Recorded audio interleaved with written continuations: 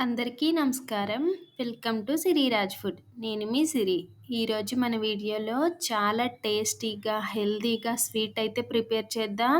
ఈ స్వీట్‌ని తినడం వలన జుట్టు రాలే సమస్య అయితే త్వరగా తగ్గుతుంది. చిన్న పిల్లల నుంచి పెద్దవాళ్ళ వరకు అందరూ తినొచ్చు. ఈ రెసిపీ మీకు నచ్చితే తప్పకుండా like, share and subscribe friends.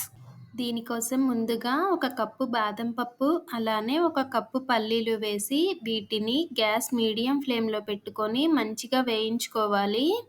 ఇవి 2 వేగిన తరువాత ఒక కప్పు మినపగుళ్ళు వేసి మినపగుళ్ళు కూడా మంచి కలర్ వచ్చే వరకు వేయించుకోవాలి. మినపగుళ్ళు వేగిన తరువాత ఒక కప్పు నువ్వులు వేయాలి. నువ్వులు మాత్రం ఇవి దించేస్తాం అనుకున్నప్పుడు మాత్రమే వేయాలి. ప్యాన్ హీట్ అయినా సరిపోతుంది నువ్వులకి.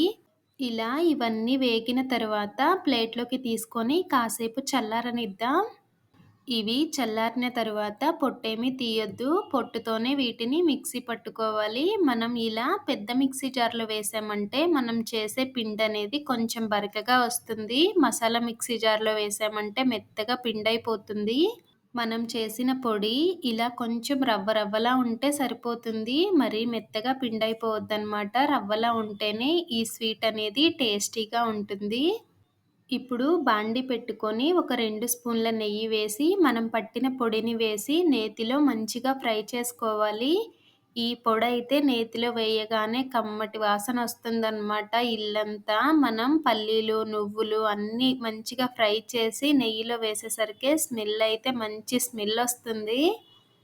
మనం వేసిన పిండంతా మంచిగా కొంచెం కలర్ చేంజ్ అయిన తర్వాత ఒక కప్పు పాలు పోసి, ఈ పాలు, పిండి మంచిగా కలిసిపోయేలాగా కలుపుకోవాలి.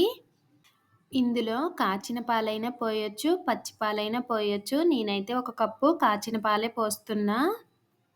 ఇలా పాలల్లో మనం వేసిన పిండంతా కలిసిపోయిన తర్వాత, ఇప్పుడు మన టేస్ట్‌కి తగినట్టుగా బెల్లం వేసుకోవచ్చు. నేనైతే బెల్లం కొంచెం ఎక్కువే వేస్తున్నా. ఇలా బెల్లం వేసి మూత పెట్టామంటే ఆవిరికే బెల్లం అనేది కరుగుతుంది. అలానే బెల్లంలో పిండి కూడా కొంచెం ఉడుకుతుంది. అలా కాదు కరగలేదంటే ఒక చుక్క వాటర్ ఏసైనా ఈ బెల్లాన్ని కరిగించొచ్చు. లేదు అంటే బెల్లం ముందే కరిగించి లిక్విడ్‌లా చేసుకొని కూడా పోయొచ్చు.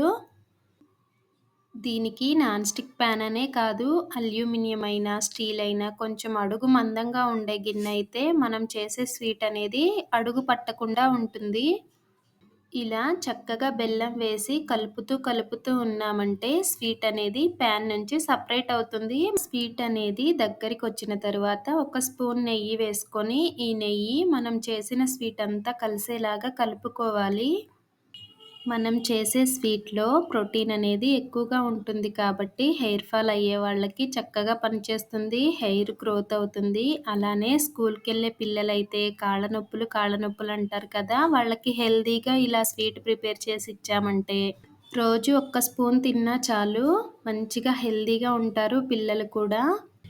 ఆల్మోస్ట్ ఈ స్వీట్ అయితే దగ్గరికొచ్చేసింది కదా! మనం ఫస్ట్ పిండిలో పాలు పోయగానే కొంచెం ప్యాన్‌కి అంటుకున్నట్లు అనిపించినా కానీ, మనం కలుపుతూ ఉన్నామంటే చక్కగా ఉడికిపోయి ప్యాన్ నుంచి సెపరేట్ అయిపోతుందనమాట.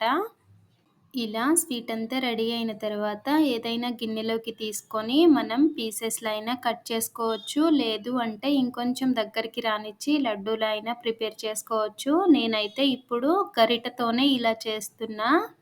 స్వీట్‌ని చాలా హెల్తీగా ప్రిపేర్ చేశాం. 6 మంత్స్ బేబీ నుంచి పెద్దవాళ్ళ వరకు అందరూ తినొచ్చు. చాలా చాలా మంచిది. ఈ వీడియో మీకు నచ్చితే తప్పకుండా లైక్ చేయండి, షేర్ చేయండి, సబ్స్క్రైబ్ చేయండి. రేపు ఇంకో మంచి వీడియోతో మళ్ళీ కలుసుకుందాం. By bye friends.